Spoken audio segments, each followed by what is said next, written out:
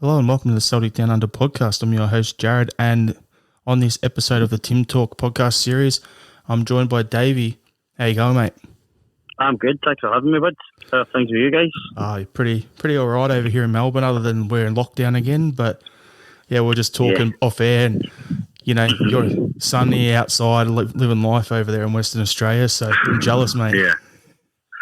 Well, as I say, it could be worse. I could be in worse places right now for different reasons, but it's always good to connect with others, and especially Celtic fans everywhere. Exactly. That's the key thing there. We are everywhere. So it's a good family to be part of. So really enjoy that.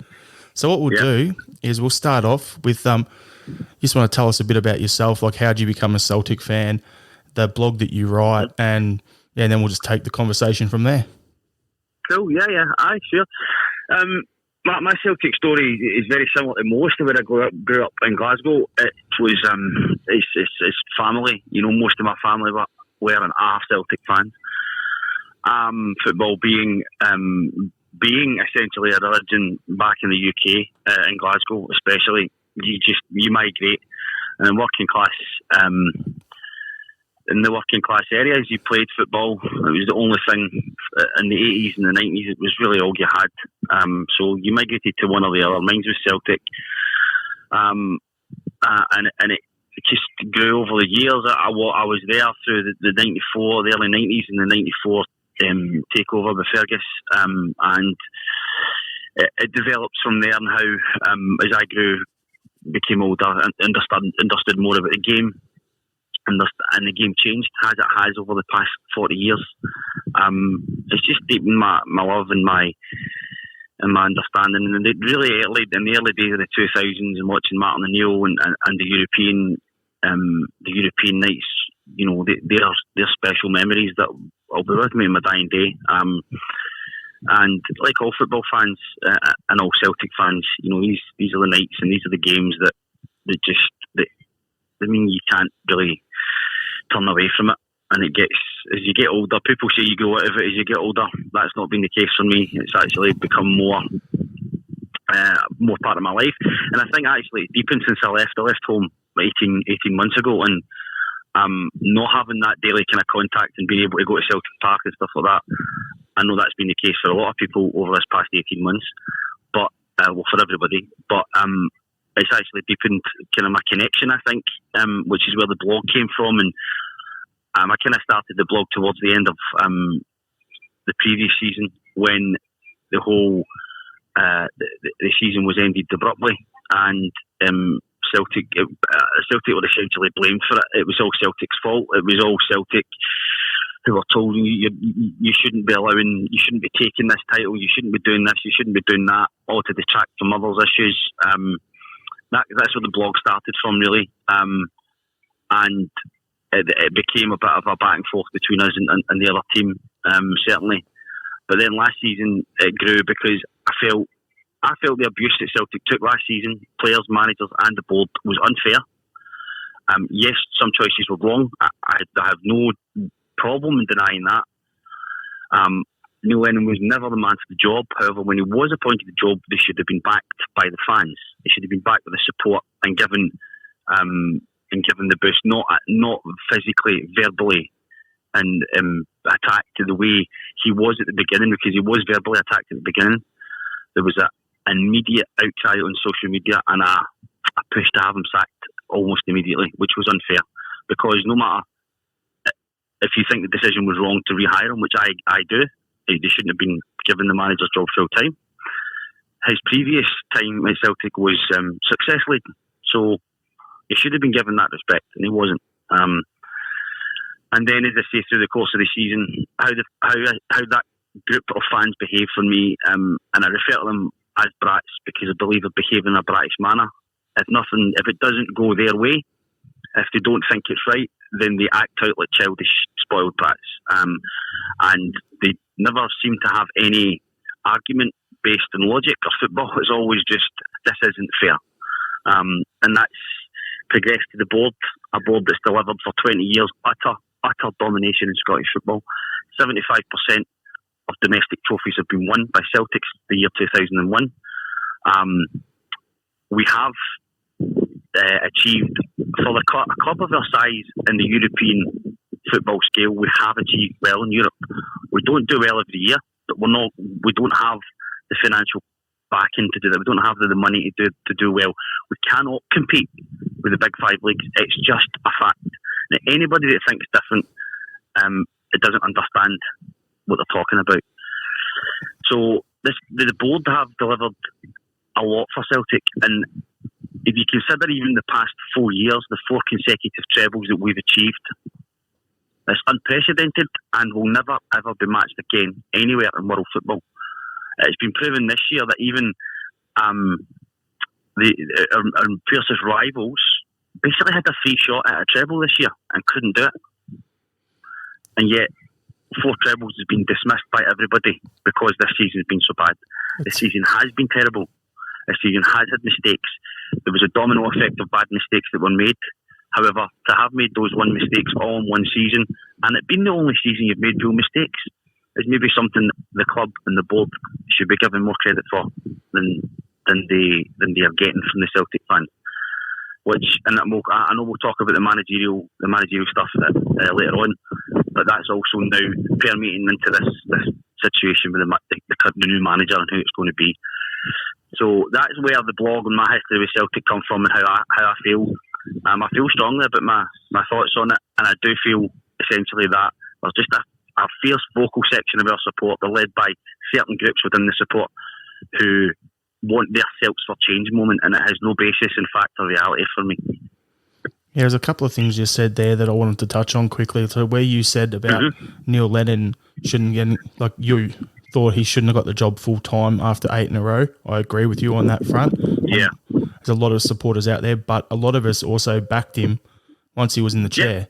So I don't mean every single supporter was against him. That's not the case. I backed him when he got in the chair. It just wasn't the right decision. And I think if he was going to win if he was going to win the 10th title, 10 in a row, it was going to be the title and the title only. I think he would have struggled to win a treble again. However, that would have been enough, to be honest. However, I don't think Neil Lennon's approach to the game was correct. But as I say, once he was appointed, folly or not, for me, he has to be backed, and he wasn't by a section of that support. As I say, it wasn't the whole support. I don't mean that at all. No. And what you've just said there ties into my second point perfect, where you said you thought it was just going to be him getting the 10, but not the treble this year. And my other thing that you touched on that I wanted to agree with you on was that, well, yeah, Rangers did have a free hit at a treble, and they butchered it, and it's great. I actually think it's great to see a club like St Johnstone do a double. Like, to me, us not winning the 10 is extremely disappointing, but in the grand scheme of things in Scottish football, because I've grown up watching it my whole life too, even though I'm Australian born and bred, that's like a Leicester City in the EPL. St Johnstone not just winning one cup, but doing a double. Like, that's an amazing thing. If you take your Celtic blinkers off for a moment and see that, I'm glad they didn't get those trophies. That Rangers didn't and St Johnstone did.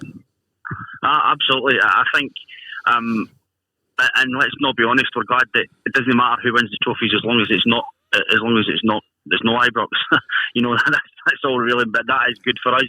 However, yes, St Johnstone to do it, a provincial club like St Johnstone who don't have the backing even of a Hibs or a Hearts or an Aberdeen, to step up and perform and win 2 trophies in the one season, 2 cups, is fabulous. It shows that I play soccer here with a lot of expats and ex-pros from all over the world, and so especially English guys have a bit of a dig about the Scottish game. It's a bit of banter and it's fun, but when you go down, it's a different type of game in England, but it is more competitive than people actually say it is, the Scottish League. When you get teams like St Johnstone and others and winning the Scottish Cups and the League Cups is fantastic, because it shows there is a bit of competition there. The teams inevitably with money in any division are going to come out on top most of the time. It happens all over Europe. Scotland seems to get a right kicking for it. But it happens all over Europe. It's just Juventus have only just stopped from winning. Were they going for 10 or something as well? Yeah. Man City and Chelsea and Man United, okay, they've no Man United recently, but Man City and have dominated the past few years in England because they've got most money. And that's what it boils down to. So when you have most money, most fans, the bigger support base, then you're going to have a better chance of winning over a 38, 40 game season. But the cup competitions do show out in most countries that there is a bit of competition there, because in one-off games or two-legged games, there will be an opportunity. And it is great for the smaller clubs, like you say, when Leicester won the EPL, or even when Blackpool got promoted to the EPL. These sorts of things are good for the soul of football, because they give us an understanding that these things can happen, and that still, if you remember a few years ago, that was part of the Rangers chairman message to the Rangers fan. There can always be a Leicester City moment, and you're right. I would certainly compare that to St Johnstone being the two cup holders in Scotland. I'll tell you what was weird though, in the Scottish Cup final, watching that, and you've got Hibs in green and white, and you've got St Johnstone in blue and white, and I'm actually going for the team in blue and white. That was just, it felt so strange, but it was worth it at the end. Yeah, that's true. I struggle to watch a lot of the football, especially from UK, from my working times and stuff. So I try and catch it up on highlights and things. And it's. But the thing is, it's so hard to watch a game of football, regardless of what game it is, afterwards, because you're going to find the score somewhere. If you're on the internet at all, it's going to pop up with the score, one of your score apps or something like that. You're going to find out, and then it kind of takes a bit of the joy out of the game. Yep, I agree with you 100%. Like, it was funny over here back in the 90s, it was the tapes were getting sent over, so we'd go to the CSCs and they'd get like VHS tapes sent over, or even beta before that, and we'd sit there and watch like a month's worth of games in a weekend. So that's how it was in the 90s. And then with the internet and everything now, it makes it so much easier over here to watch the games. So where everyone over in Glasgow and Scotland and the UK and Ireland and all them are doing, though, well, I can't go to the game, so we've got to watch it from home. Welcome to our world over here. Well, yeah, the one thing that doesn't, and this is something that I've always had an issue with, I'm able to watch Celtic TV here. I'm able to pay my prescription and get every live home match, and some of the away matches as well, so time to time. You kind of get that in Glasgow, kind of get that in the UK, where, and it's not just Celtic Rangers TV, it's other TVs as well. They're not allowed to broadcast to the local people. I've always found that bizarre. I understand that. Well, they give the explanation as if you're going to be able to watch it online or on TV, then you won't come to the games. That's nonsense, absolute nonsense. I've never had any major proof that by being able to subscribe to a game because you're at work or whatever and watch it on your phone or watch it on your laptop or elsewhere around the world, that you can that causes a dip in the crowds of home games. It's never been proven, and it's something that I think Celtic especially and need to be pushing against, because this rule is quite an archaic rule in Scottish football, that there's got to be this teams can't control their own intellectual property, because that's what it is. That's Celtic's intellectual property, but the SFA own it, and Scottish football owns it. That's not unfair. It makes no sense to me, because like over here, I'm a season ticket holder at Melbourne Victory in the A-League, and if I've got the choice between staying at home and watching the game on TV, or making a day of it, going to the pub, have a few drinks, have a sing-song, go into the stadium, watch the game, win, lose, draw, whatever, it's a day out at the football, come home, or have a few more drinks and kick on, or whatever that is, to me, that's a great day of it. If I've got the choice, I'm going to go to the game probably 95 times out of 100, at least. Absolutely, yeah. I would say the same, yeah. So there's not any drop-off. And our league over here is in summer, so that's why I'm giving a little bit of leeway there. If you're in Glasgow and it's snowing and it's 2 degrees out, do you go or not? There's no proof that people wouldn't go. I know a lot of people over there who would still go to the game.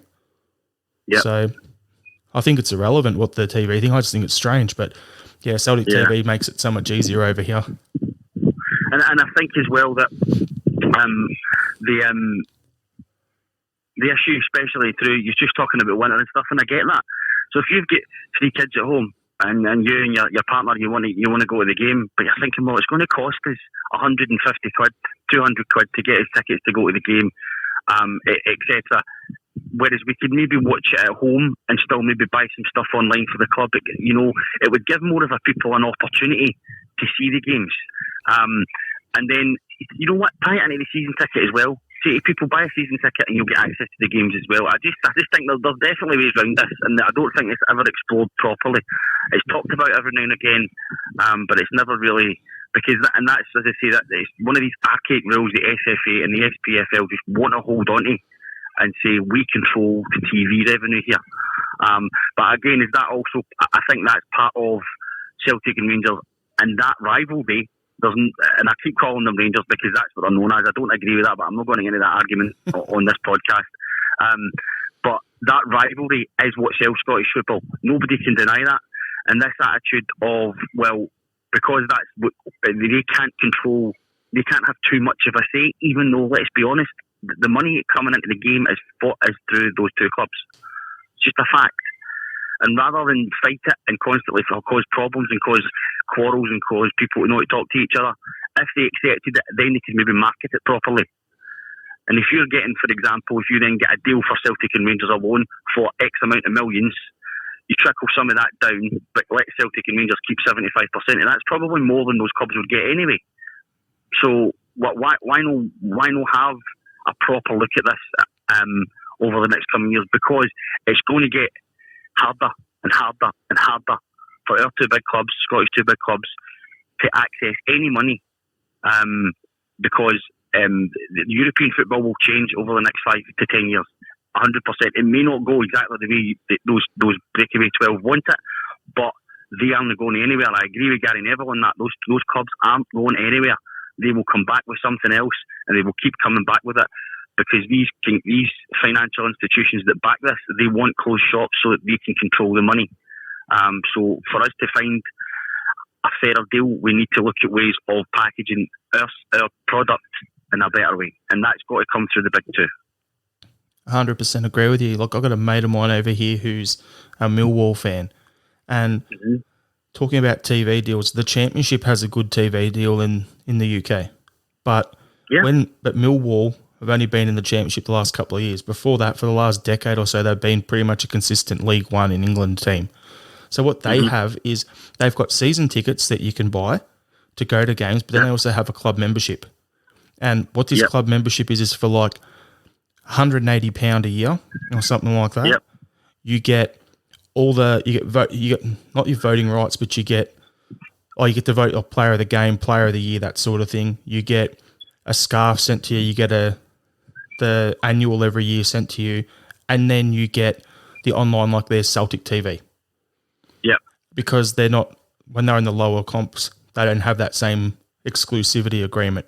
So my mate over here is paying that money every month to Millwall, and he's getting all the games on that TV, showing the Colts games, or the youth kids, the women, the men, the under-23s, the reserves, all that stuff. So he's getting to see 4 or 5 of the club's teams play every week, plus getting daily newsletters from the club, plus getting access to vote on player of the year and all that. And if he does want to go to a game, he gets discount tickets.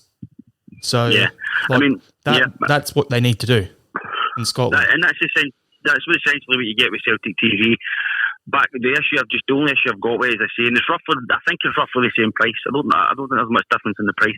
But what you don't get back home is you don't get the game live at 3 p.m. or whatever time it kicks off. It's delayed transmission, and that's the bit that they get. Why is it delayed transmission? Because the game should be. Why can't the game just be shown live? Because what it's and the argument is they won't go to the game; they'll just watch the game online. And again, I just don't buy it. I've never bought it, and there's never been a financial argument or there's the study that shows everybody watch. Because if everybody didn't, just watch the games, Sky Sports would just put every single game out on the TV, and nobody would go to football because they've controlled English football for 30 years now. So they would just say, well, we can prove this. It's not the case. Fans will go to games because they make a day of it, as you say. They go and they have maybe something to eat and they'll have a beer.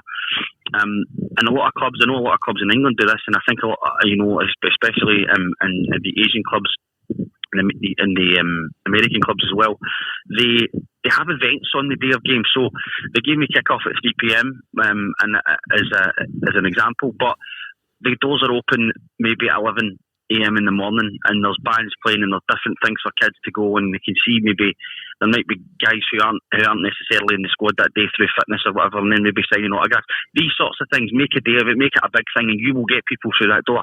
You will get people obviously who say, well, I don't feel like going today, or I can't go because I've got the kids, or this is on or that's on. Then they can watch it online.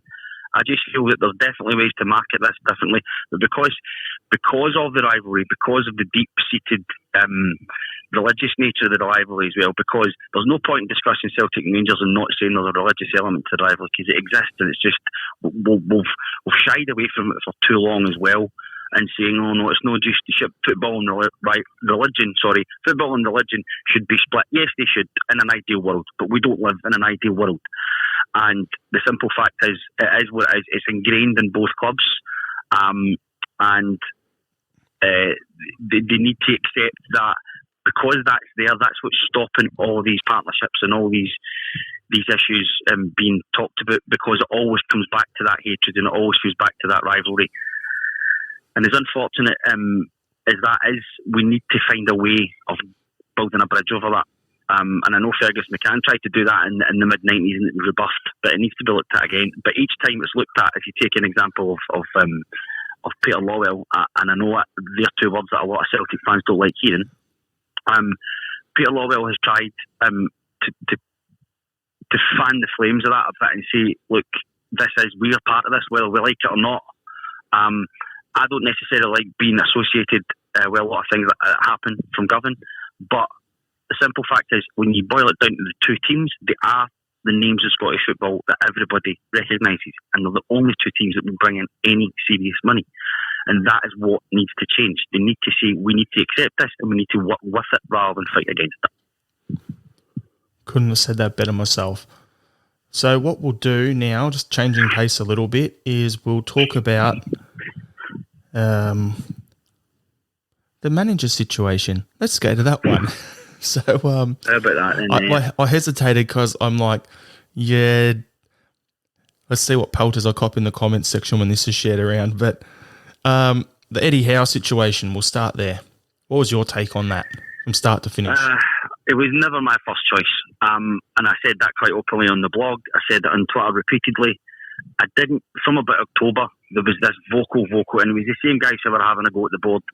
Get Eddie Howe. And it confused the life out of me, because he'd done well at Bournemouth and they got them into the Premiership, but he had no real pressure on him. They'd spent a few quid as well, certainly, but he had no real pressure to get there, because Bournemouth weren't really expected, even if he did get there, to do anything. So it was going to be a Blackpool, really, to me. A seaside club who got hit the big time one season. He got up there and they done better than everybody expected. I understand that. But again, I think that was the novelty factor. It kind of petered out after that, and then he went to Burnley. And he was hopeless at Burnley. The Burnley fans thought he was never up to the size of their club. That was their argument. And if he's not up to Burnley, he's not up to Celtic. I think he's a good coach. I think he's come through a good system. But is he capable of managing the demands of the Celtic support, which are you will win every single game? Since we went on the invincible season where we did not lose a domestic game in the entire season, we have demanded that every single game we win.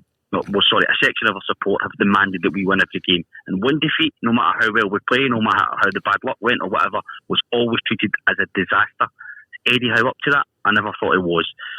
But given that he was certainly somebody that we should speak to, I think through the process as a matter of responsibility and due diligence, you would speak to somebody like that if he was interested, and he seemed to impress the board. These guys know more about this than me, so if he's impressed them, fair enough, I'm willing to back him on that. But it did drag on, and I did think, always in the back of my mind, something's not entirely correct. Although, as the weeks went on, you thought, nah, this seems signed and sealed. They're just waiting for confirmation of his backroom staff. And if Eddie Howe has walked away from this job because one member of his backroom staff didn't want to move to Scotland, that strikes me as being incredibly, incredibly immature. I'm not getting my way, so I'm not doing it. That's what that strikes me as. I see there's some reports now in the press about, there wasn't a clear vision, and they were changing people higher up in the club. that's nonsense. He knew Don Mackay was coming in when he was approached, because that was announced at Christmas, if I remember correctly, that Don Mackay would be replacing Peter Lawwell at the end of the season. He actually replaced him earlier. So he knew that. That's nonsense. I just think, my personal opinion, it seems to be that he just wanted his members of his team, he wanted them, he wanted the financial package to be exactly his way.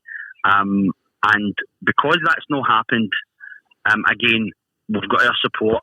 The support that claim they love the club and they love Celtic, attacking the board when the board have said, what else could we have done? The quick change to Ange Postecoglou.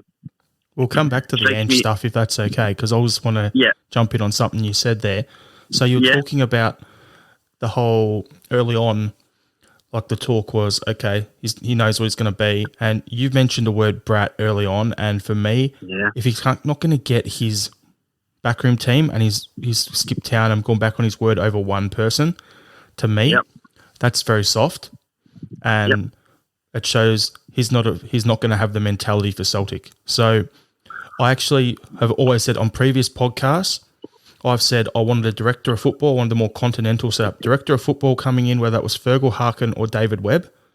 And I wanted a head coach instead of a manager. So I wanted someone to come in, whether that was Enzo Maresca, as we've spoken about, or someone I've been talking about for ages is David Wagner as well, who was at Huddersfield and Schalke.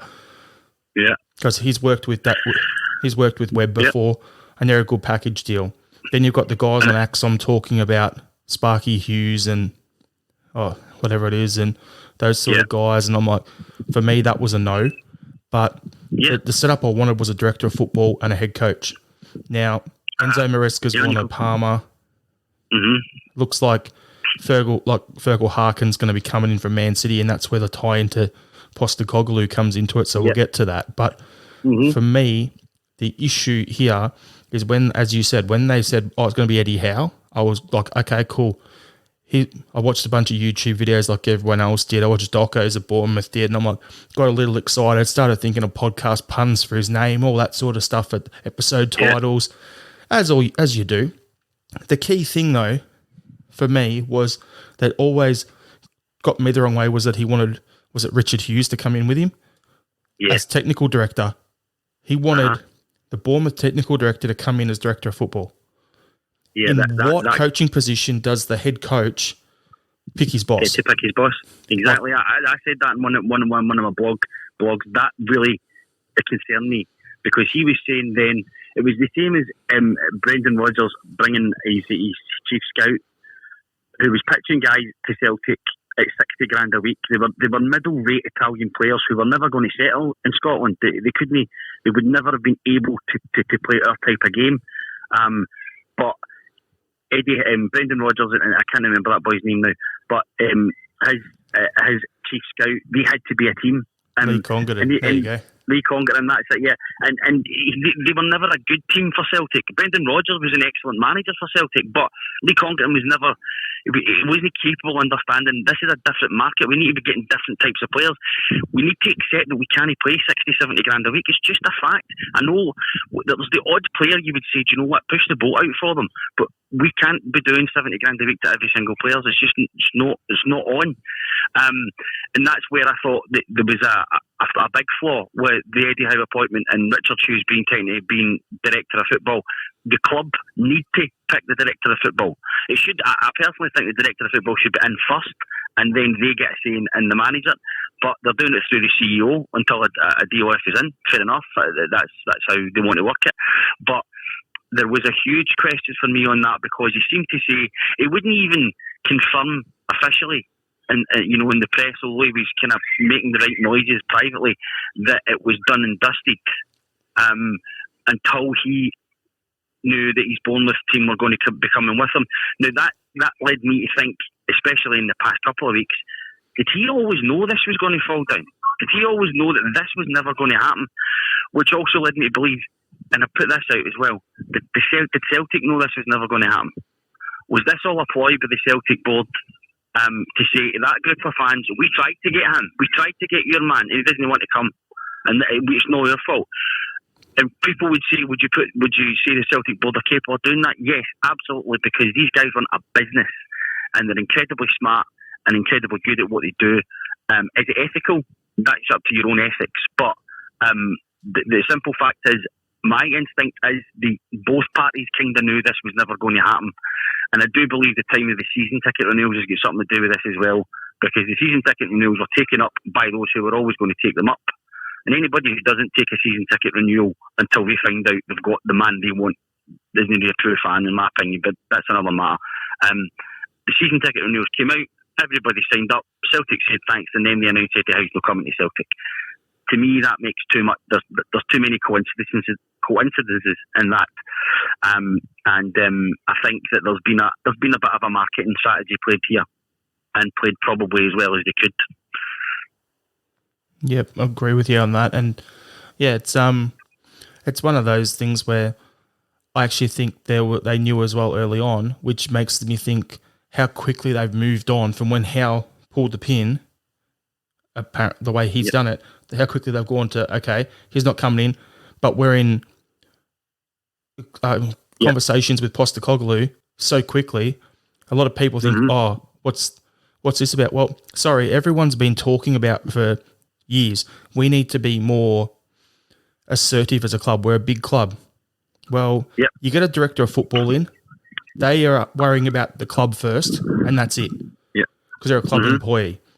If Howe had to come in and brought Hughes, if Howe left, is everyone going to up and leave like they did with Rodgers? We don't want that. So if Harkin's the man coming in and he's part of the City group and he knows quality coaches and he decides because of his relationships there that Ange Postecoglou ticks the boxes on the way we want to play, the way he'll bring through young players, which is what he does, and he's got the balls to make big calls on players, which I can tell you a story about him a bit later on, but he's got the balls. He's not afraid to make those comments, and his current stadium his team plays at is like 50-something thousand when crowds are allowed there.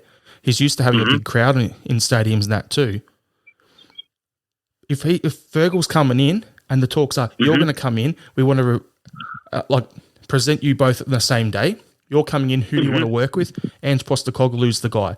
Okay, let's get him on board and then let's announce it together with Don Mackay sitting there with Fergal Harkin on one side, Postecoglou on the other. I'm happy with that because that's the structure I wanted in the first place. But the problem is, if this was announced back in May, April, whatever, no one would have cared. But the fact that the Eddie Howe thing went on and on and on and on, that's what's got a lot of people upset. Yeah, and I think there's a part of that we seem to be very insular in the UK, especially, but in European football on a whole. That if you don't come, if you've not had experience within that, you can't possibly be good enough as a manager to come within that. You know, there's been comparisons made to Postecoglou to Wim Jansen and Arsene Wenger, and one of the other blogs that does a Celtic stuff, was destroying that because Wim Jansen had done it at Feyenoord and Arsene Wenger had done it in Monaco and blah, blah, blah. Then they went to Asia and then they come back. But the simple fact is you're going to have to get an opportunity somewhere for it to be proven. This attitude of you're in Australia, and that's what it seems to be to me. You're an Australian football manager. You can't manage in Europe. That's what the argument is. Because when you look at the stats and you look at I've looked a bit about I didn't know anything about him at first. I've looked a bit about now. He can only play to the level he's playing against in both Australia and Japan. He's done that twice. His season title with Yokohama, by all accounts, was quite extraordinary because they were simply not expected to do anything in that league because they didn't have the funds. But he managed to win in the league. Yes, he was 9th and 12th the season before and the season after or something, but he didn't have the money to back up. That's the Leicester City, the Leicester City situation. They're not going to win it every year, but they're going to win it maybe once every 10 or 15, and that's enough for them. So that's what he did. He is the type of man. I was reading a couple of things by guys that have played under him, by fans of South Melbourne, who are saying the tactics he employs is exactly what Celtic need. We've had a demand since Brendan Rodgers left, which was a huge criticism of Lennon and a correct criticism of Lennon, in my opinion, was the high press possession game is what Celtic need to do. It looks good. We play fast football, and we've got the type of players usually who can finish those moves. Neil Lennon wasn't capable of pulling that off in his second stint as manager, and whereas Postecoglou does play that way, absolutely 100% seems to play that way. So is that the type of football we want at Celtic Park? Yes. Going back on your other point about Fergal Harkin and the Man City structure, it's exactly what we need. We constantly get told by this same group of fans that Europe should be the measure for Celtic. If you take that as the measure, then that's the way you're going to win European football matches. You're going to have that structure in place. You're going to have the players and the domino effect of the players moving through the ranks and coming up through the system, who then can actually perform at 17, 18, 19 years old on a football pitch against other European players. And if they can't do that, then they get sold on for a profit, exactly like Man City have done with Patrick Roberts, who came through Celtic, and everybody, buy him, he's wonderful, he's this. Man City were never going to put Patrick Roberts in the first team, but the structure they had in place was to buy him from Fulham, make him a player, loan him out a couple of times, and if he can't get into the team unless he surprised them, then sell him on to somebody else for a big profit.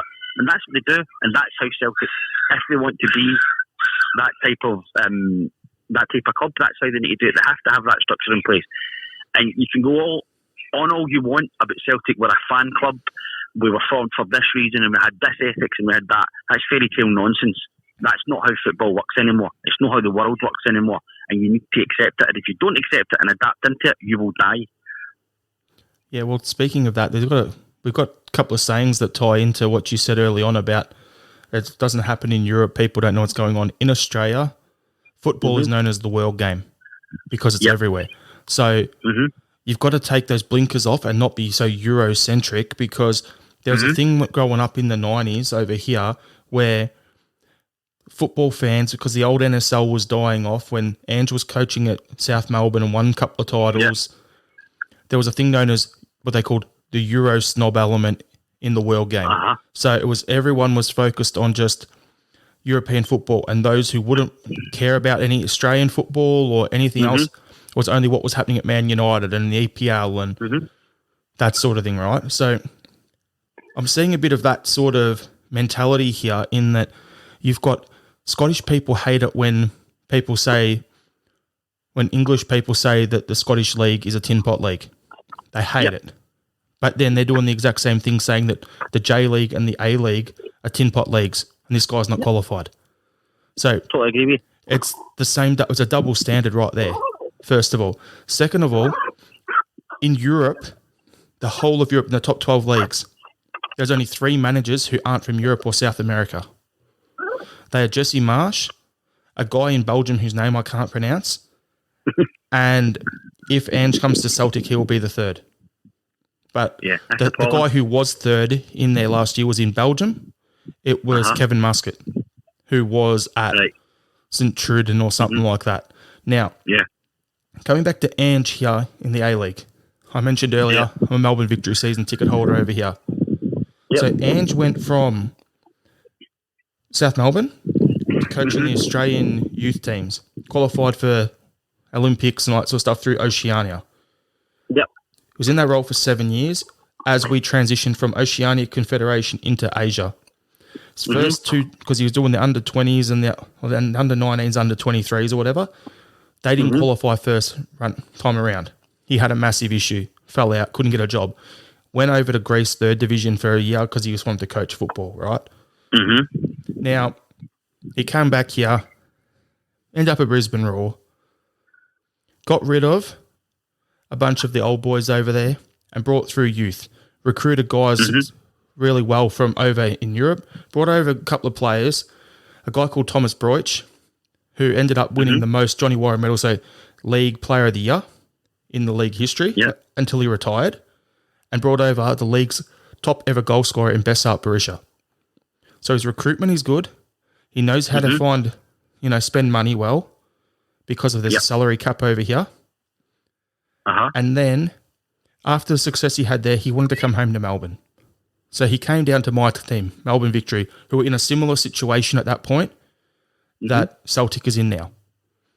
So I've sat there for a season watching him go about cutting big name players, get rid of them, bringing youth through, recruiting well, and building this team up. Now, he left after one season, or not even quite full season, to go to the Australian national team.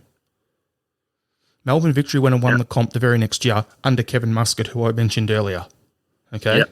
So that was Ange's squad, and the work he did, carried over by his assistant, that won the comp, and then it won it another time a couple of years later. So he set that up for success as well. So at that point there, in my opinion, he's won 2 NSLs, 2 A-Leagues, and has done all the groundwork for Victory to win the 2015 title. Yep. So that's pretty much equivalent of 5 titles or whatever. On top of that, he's then gone to the Socceroos. And my sister-in-law's ex-husband was playing for the Socceroos at that time when he took over. He was the vice captain. He played as vice captain a couple of times, played 20-something games. They qualified for Brazil. Bang, got cut. He wanted to bring through the younger kids, the younger guys, and regenerate that squad. My family wasn't very happy about it at that point in time because of all the work he went through. So from that perspective, I've been in the other side of it of how brutal it is. But 12 months later, those moves that he made and how the team performed at that World Cup in 2014 worked well when Australia won their first Asian Cup under Ange with the majority of that team. So again, that 12-month turnaround in bed, get his titles. Then he goes. Then he goes to Japan. Same deal. 12 months with the Marinos. Turns it over. They win the comp.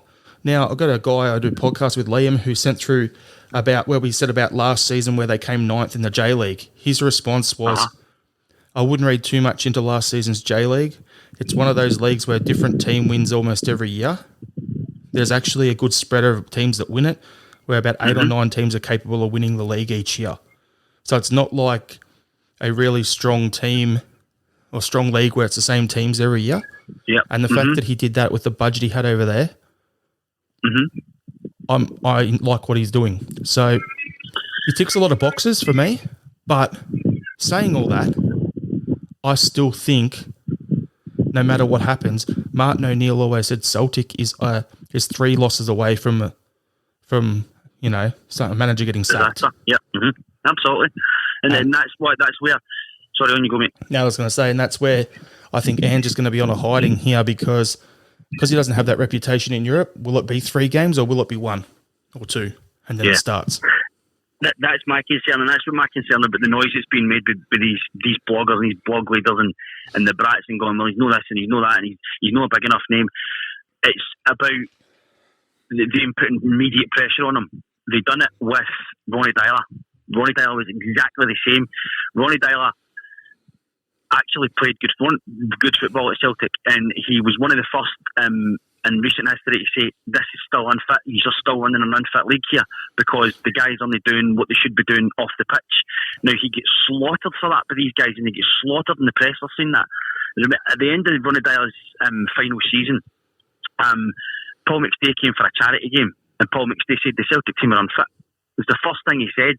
And, okay, Paul McStay must know what he's talking about. Paul McStay hadn't played football in 20 years, but Ronnie Dyler was ignored about it.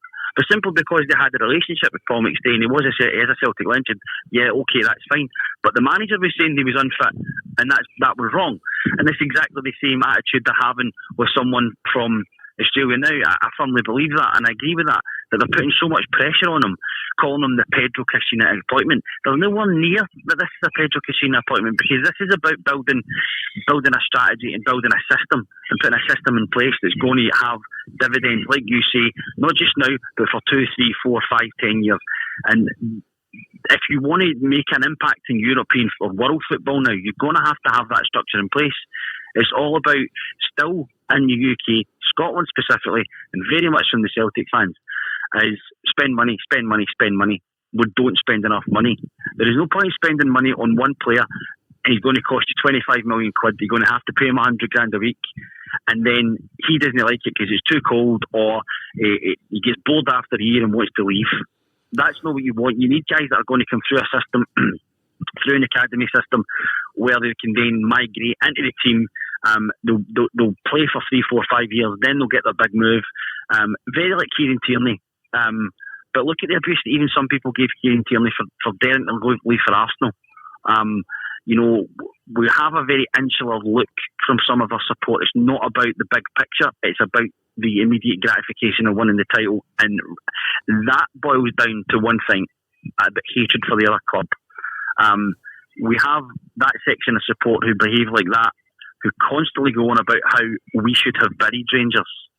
Again, calling them Rangers, we should have buried that club. You cannot have an organisation or a football club whose main aim, or one of their aims and one of their goals, is to kill another club. You will kill yourself doing that. That means you'll do everything to kill them. It's not about them, it's about us, and it's about what we do as a club. If we do things right, which we haven't done this season because some bad decisions were made, admittedly, but if we do things right, and we do things right most of the time, we will win most of the time. Like I say, going back to what I said earlier, 75% of trophies in Scotland have been won by Celtic in the past 20 years. That's astonishing consistency. Doesn't happen anywhere else. Even in the big, massive leagues, out with, as you say, Italy in the past few years, you'll get maybe a team dominating for 2 or 3 years. But Celtic have won leagues, cups for 20 years straight now. We've only had one really bad season this season. The only one I can think of recent memory that would be possibly as bad was the Tony Mowbray year. And again, there was some domino effect on that. But that same year, it was all about, we're not spending enough money. We're not spending enough money. It was constant. That's the constant rhetoric you get from it. And it's not how the game is anymore. We see billionaires buying clubs.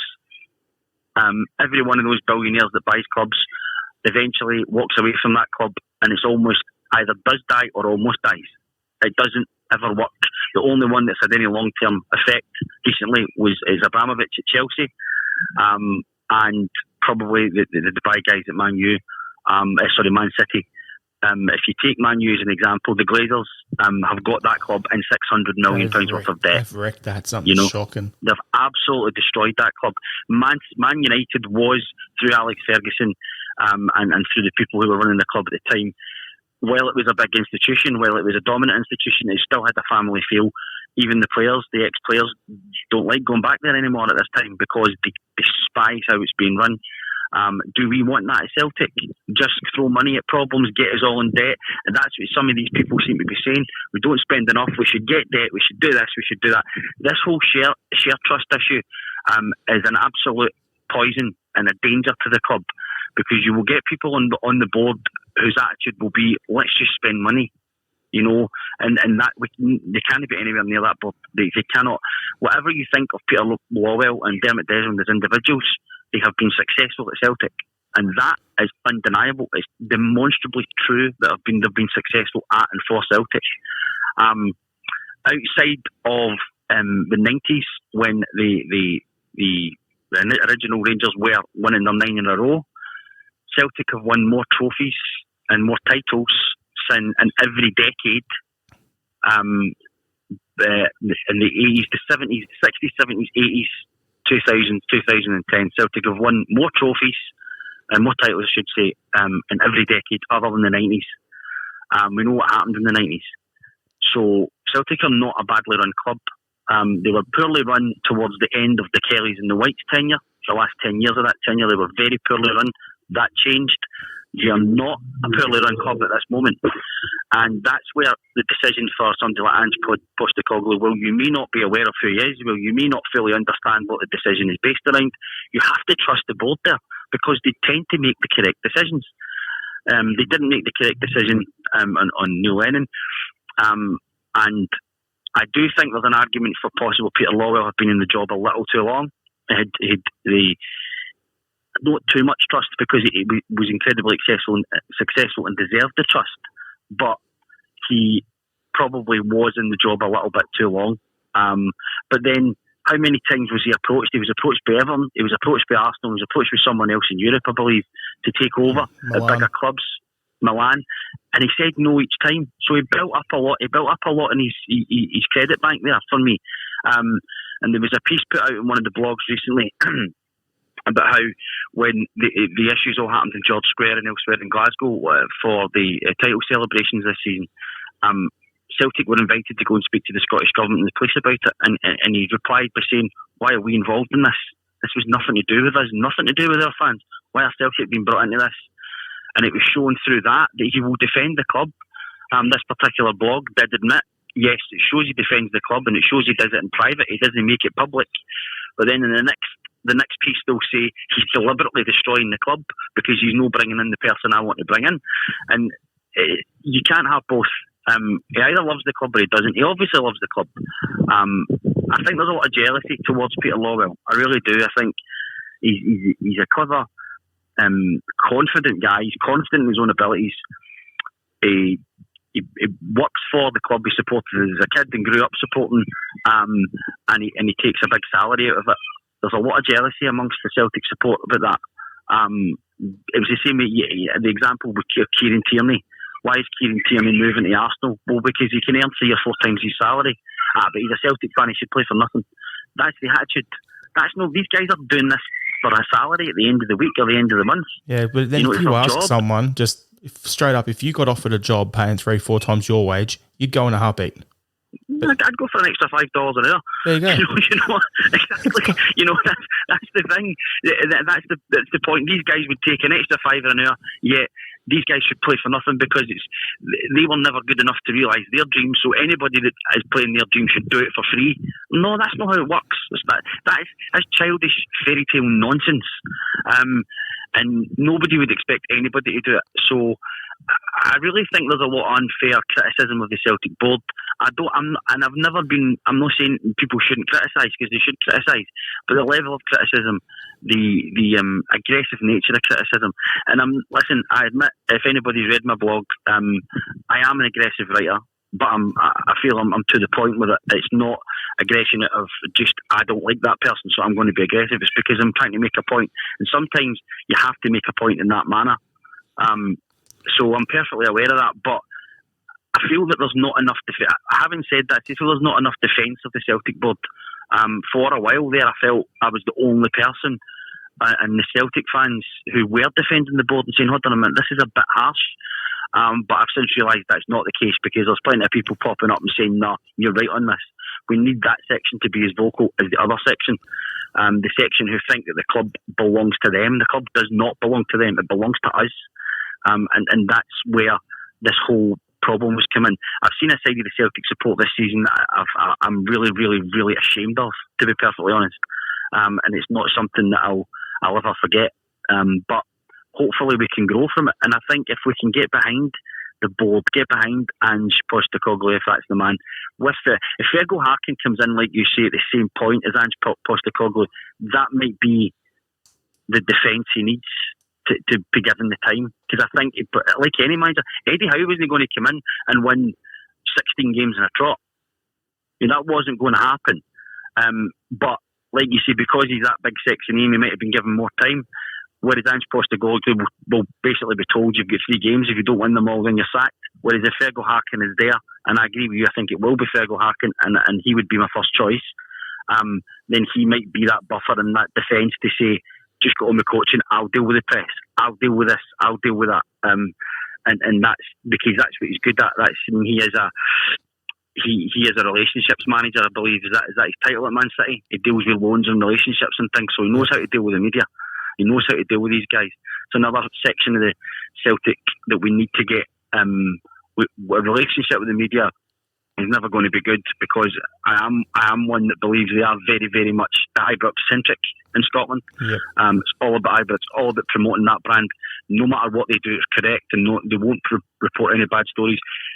I think we need to start banning some of the press from Celtic, and we need to start saying to them, I don't want them to be totally, we agree with everything Celtic are doing, because that would be hypocritical. What I want them to do is be fair with Celtic, and I think they're unfair with Celtic at times. When Celtic were going, I think, for the second treble when we played Motherwell in both cup finals, I think it was on the final day of the season, Scottish Cup final, to win the second treble. The Daily Record had a headline in the back page, "Please Motherwell beat Celtic, it's bad for Scottish football." And where else would you get that? Yeah, media Nobody being would allow. fanboys. Totally. It's a very and you. I'm a smart guy, and I know how to read things. I know how to understand things. And people say you're just being paranoid. It's not paranoia. It's not paranoia if it's happening. Realistically, there's 3 people in Scottish media who call a spade. Michael Stewart is one. Anthony Joseph is another, and the third one I haven't met yet. Well, there was the guy, the BBC, ex-BBC guy, I can't remember his name, will come back to me. The Dundee fan, but it was very much Jim Spence. But this BBC sacked him because he was honest about Rangers. Yep. That was the fact. They sacked him, they said, we have to sack you. Now, he's admitted that they sacked him because of what he said about Rangers. Michael Stewart gets absolutely slaughtered and was suspended by the BBC because of what he said about Rangers fans. Yet, anything can be said about Celtic, and we've just got to take it. Yep, exactly. I mean, this whole. If you look at last season, how it finished, and I've lost a couple of people I considered friends in the past few months because of my stance on Celtic and because of my stance on the racist element that we get hit with constantly, racist and religiously sectarian abuse that we get. And they no longer speak to me. Now, I remember Jockstein. I didn't remember Jockstein saying it, but Jockstein said it, Alfie Conn said it, and Stephen Presley said the same thing. People they considered friends no longer speak to them because they signed for Celtic. We, as a support in Scotland, and to a degree out with Scotland as well, but it's not as bad maybe in Australia and different countries. We're expected to take that level of abuse, but other racism is wrong, and other racism should be dealt with. Ivan Tonev was sacked by Celtic for even the suggestion that he was racist towards the Aberdeen player. There was never any evidence of that, but because there was enough noise made about it, they had to sack him. Yep. You can understand that. We've had 2 videos in the past 3 months of Rangers players using sectarian and racist language, and not one damn thing has been done about it. In fact, the Scottish police said one of the videos doesn't show any criminality. It didn't say it was doctored. It didn't say it was fake. It didn't say anything against the video. It said there's no criminality in it, which means it's okay to use that phrase. Yet we can't defend ourselves. But you wouldn't get away with saying that against a black person or a Muslim, would you?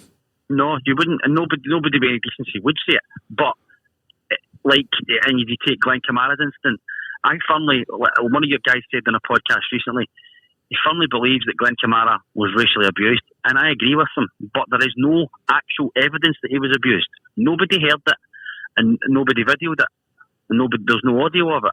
But do I believe it happened? Yes, I believe it happened, and he got the correct ban. There's evidence of this against Celtic, against Xander Clark, and there's evidence of it from the Rangers squad and the party. But nothing's been done about it. Because it's okay to abuse Celtic fans, and it's okay to abuse Catholics. And even if you're not a Catholic Celtic fan, you've got to accept the Catholic abuse because you're a Celtic fan. And when we make noise, we're told we're paranoid, and we're told, you just need to accept it. Look at that whole 3 months of the dossier shit last year. That was appalling, and it was disgusting, and it was just mudslinging because one team hadn't won the league. That's what that was all about. Yet we had to go through 3 months of that utter garbage because they were allowed to defend themselves. Well, why can't Celtic as a club defend themselves? And that's what we need to do a bit more proactively sometimes, and say, we've had enough of this. We need to start dragging people through the courts. We need to start pulling every legal manoeuvre we can to say we're not allowing this anymore. It can be done in private, of course it can, like I said a few minutes ago. But sometimes we need to be making it public as well and saying we've had enough of this, and we're beginning to do that. Even the racist groups like Kick It Out don't step into this argument because the Ibrox fans have a go at them, and that's intimidation, and it's bullying. And it's time that stops. It's time in 2021 that was no longer an issue. But it's part of Scottish society, and it's just a fact, and people need to accept it, and they won't change it until they accept it. Yep. So what we'll do is we'll leave that there then. just to finish off the podcast, because we could go on with that topic. We could go on and on and on for another 2-3 hours. I'm just trying to keep it short and sweet here. Just to finish off with a couple of questions for you. So, who would be you personally, your all-time favourite Celtic player and why? I mean, the generation I watched, your immediate response to guys is like Henrik Larsson and stuff like that, and that's wonderful. But everybody says that. I think a bit left field. Watching Di Canio on his season at Celtic was absolutely outrageous because we hadn't seen skill like that for a long time. And then Lubo Moravcik, see Big Lubo, he was tiny, but Lubo Moravcik, I think he came with a bit of an attitude from some people because we hadn't signed John Spencer and he was only from Duisburg and blah, blah, blah. And he just absolutely lit up the place. What he could do with a ball suit was unbelievable. So I would say those players with that true skill, anybody like that, but Di Canio and Moravcik, the two that stick out in my generation. Nice. What would be the most memorable Celtic game that you've attended? The Manchester United 1-0 game at home when they slaughtered us for 70 minutes, 80 minutes, and then Naka, another player that was great, absolutely slammed that past Van de Sar. That was special. And then Arthur Boruc saved the penalty from Louis Saha. That was absolutely that was a cracking night. That was an extraordinary night. That 10 years or so where we beat Milan and beat Barcelona and beat Man United and stuff was just great. Those European nights were fantastic. But yeah, that one was the best game I watched on TV ever was when we beat them 6-2 in Martin O'Neill's first Glasgow derby. Yeah. That was almost the same, but I wasn't at that game. And last question without notice for you. Other than Messi and Ronaldo, who would be the one player that you have seen play against Celtic that you wished they could pull on the hoops and play for us? Wow. It's always a doozy, this question. Yeah, that's a hard one. I think the current crop of footballers recently, I don't know. I'd have liked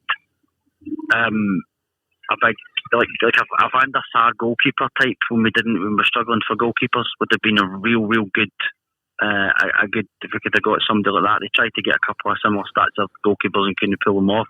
I think in watching all over, I'm just going back, I'm trying to go back over 40 years of football now. I don't know if he ever played against Celtic. No, he wouldn't have. So I'll not pick him. Doesn't matter that you've seen play and you wished. Well, Zidane would have been the one. Then he did play against Celtic, I'm sure. Yeah, he did. For Juventus, I think. Yep. So, I think Zidane. If we could have pulled the Zidane, the other one that would have been the dream would have been Maradona. But I don't think he played against Celtic. But I think the one that played against Celtic would probably be Zidane. He would have been the ultimate because I think. There was something about him. He didn't look fast, but I think because he was six yards ahead of everybody else, I think he was that good. You've got me thinking now because you mentioned goalkeepers, and I'm like, yeah, if we had a quality keeper in the Martin O'Neill time, we would have won in Seville. I believe that. I think that was our weakest spot in that team, in my opinion. Yeah. So, if we had someone in there let's try and figure out who was good back then. A Barthez or something like that, we would have. Yeah, do you know the one that always appealed to me? Was Matt Bosnich. Was the Australian point of view. Matt Bosnich always appealed to me as a Celtic goalkeeper. And there was another Australian down the rounds. Was Schwarzer Australian? Mark Schwarzer? Yeah, Mark Schwarzer. Was it him? He was another keeper. I thought, he would have done really well at Celtic. It never happened.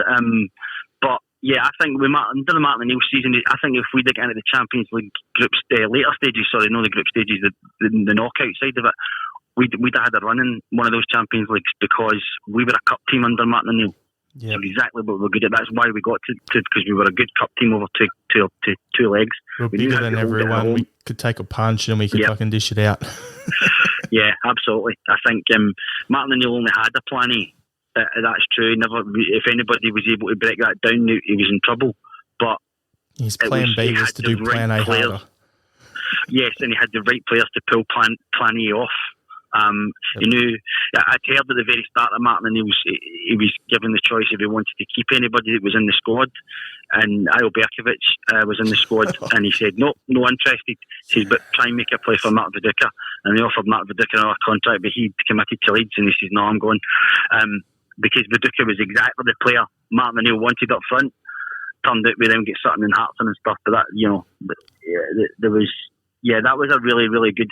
And people said that Celtic team didn't play football. We did play football. We absolutely did play football. There was some really good moves.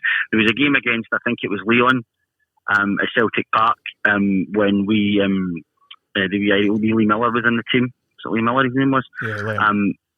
Liam Miller, sorry. And we had something like 25, 28 passes before we scored the goal. And I do remember David Pleat commentating for one of the channels saying it's one of the best goals he's seen in years. He was fantastic. We played really good football in that team.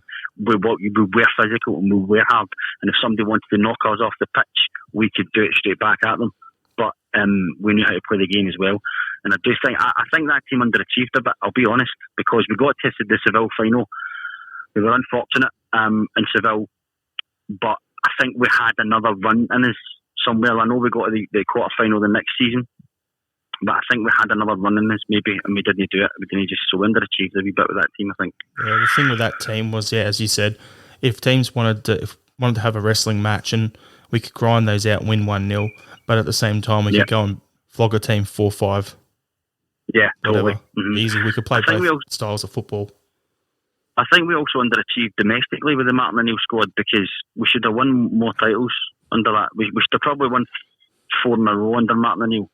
The season we went to Seville, they won the treble. That was to me, that there should have been more made of that. I know it was a great season, and we took it to the last day of the season and stuff, but I really think we should have probably won at least one of those trophies that season as well. But certainly, maybe if not the title. But it was a long, hard season, so. Yeah. Well, those things, that's our past, though, and we hopefully get a guy coming in. Potentially Andrew Postecoglou can come in and can build us up, not just domestically, but also into Europe. Yeah, hopefully. And I think that certainly for me, the type of football that he seems to want to play is positive. And that's where we've been told, by everybody, you're to this and you're to that, and especially in Europe. Europe's about keeping the ball, it's about having a high press, and it's about finishing your chances. And that seems to be how he wants the game played. Yes, you've got to no question, but you've got to bring up the point. He's not managed in Europe before, but then I've never bought that as an argument, because that means you would never have any manager from outside Europe managing in Europe.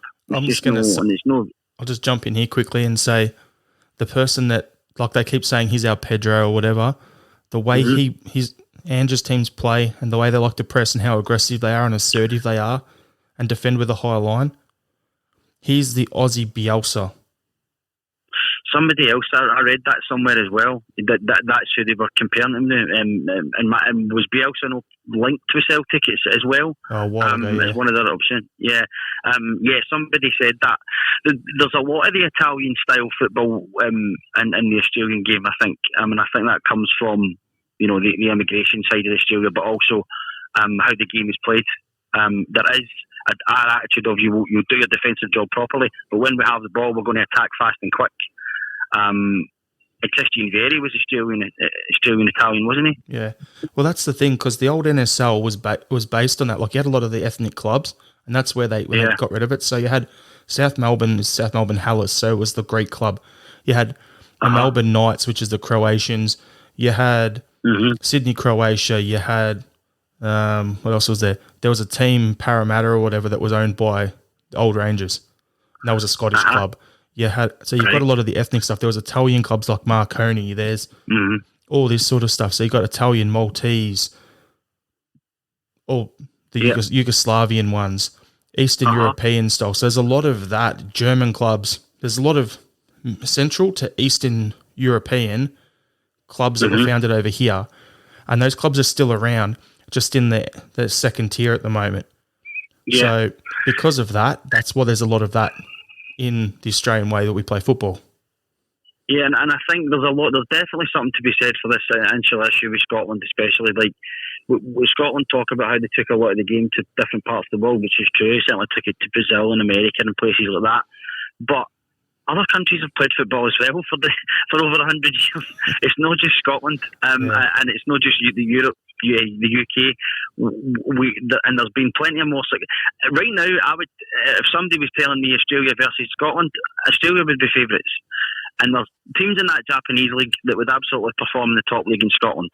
So don't tell me that Ange Postecoglou, there's no way anybody can tell me that he hasn't performed at a high enough level. He has. Like you say, I think the biggest issue is going to be the pressure put on immediately, not by the club.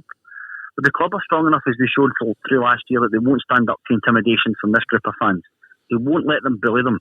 And if these fans decide then we'll never be back to Celtic Park, you know what? Good riddance. You won't be missed. If you're going to decide that you won't support Celtic, the team that you claim you love, the team that you claim you support and you follow for X amount of years, because they've not got a guy you like in charge, then you don't deserve to be at the club, as far as I'm concerned. And they'll never ever retract from that, because you don't support a football club for me because they're winning. That's a fair weather fan. And how many times have we heard that that's what Man United are and Man City are and all these big clubs in England? But basically, we have a section of support who are only supporting us because they're winning. The minute that we've had a bad season, and we might go through a transitional period. I don't think the transitional period will be that long, but we might go through a transition period. They're deciding to walk away. I don't want them near the club. Yep. So what we'll do then is we'll wrap the podcast up there then, because that's a good spot to end it on. Cool. Do you want to give your blog a bit of a plug? So it's called the Celtic Family. Yeah, the Celtic Family, and as I say, listen, I've got no problems with anybody having an opinion on it, but don't be surprised if I give you my opinion straight back at you. I write this blog for me. I believe in what I say. I try to back it up with as much facts as I can. If I'm making an opinion, I'll tell you I'm making an opinion. But I have had a lot of support, and I appreciate all the guys who've followed and stuff on Twitter. I'm also linked in, if it's okay to say this, with Celtic Australis. And I put some content on their page as well. They're on Facebook and on Twitter. And they may, I think, I don't know if you've spoken to them before, but they have good content as well. So look at both of those. I've got no issue with anybody expressing an opinion, and I've got no issue with somebody saying, I don't agree with this. What I do have an issue with is somebody saying, I don't like this because it's not the way I want it. That's wrong. Don't give that argument to me, because I'll slam it back at you. I don't, and you know what? I don't apologise for that. I don't apologise. If I offend anybody, I'm telling you in advance, this is who I am, and this is what I think. And the other thing I will do is if anybody's bullying somebody else, anybody's saying the wrong things, like I supported Glenn Kamara, I'll back that to the hilt. I'll back anybody in those situations. But I'll also stand up to it within my own support as well. I think we have, going back to what I said, we do have an element of our support who simply say, this is not right, we've had a bad season, let's have a Scots Earth policy, burn everything and start again. That's not how things work. All right, and while you're at it, give us on Celtic Down Under a follow on. Push, yeah. Give everyone a follow as well on Twitter and Instagram at Celtic Down. Facebook, we've got our group and page, and CelticDownUnder.com is the website. So thanks, Davie, for having this conversation. Appreciate it. It's really good to thanks for having me. Have a chat. Yeah. And how, mate? Okay, mate. So you guys be good and safe over there. Same to everybody else across the world. Be safe and do the right things. And Celtic will come through this. Like everybody says, Celtic are bigger than any individual, and we'll get through this and we'll come back stronger. Been through worse in the 90s, so we're fine. Yeah, totally. All right. Totally. Right, thanks for your time, mate. I appreciate that. All right. Thanks, bye-bye.